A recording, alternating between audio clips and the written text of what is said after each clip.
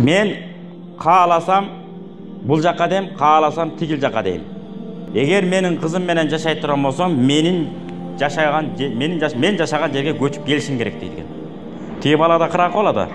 Ал бала айтат экен: "Апа, сиздин деле бир балаңыз бар. Анан эртеңки күнү келин үйлөнүп бойдоо экен да. Анан үйлөндүрсөңүз, анан тияктан куда кыйыңыз.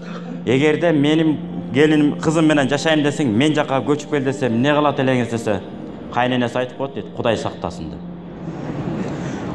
Баласына келгенде Кудай сактасын дейт, анан мага келгенде Кудай сактабай эле коюш керек экен дейт. Мен бара беришим керек экен дейт.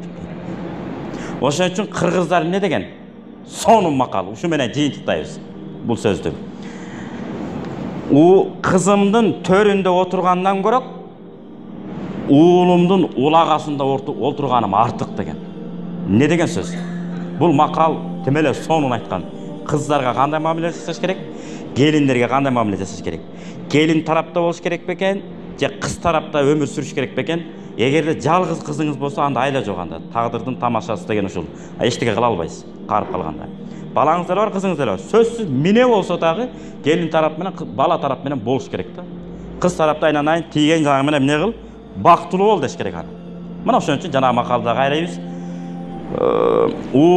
Кызыңдын төрүндө болгондон көрөк, олтургандан көрөк, уулуңдун улагасында отурганың артык деген. Мынакей, сону.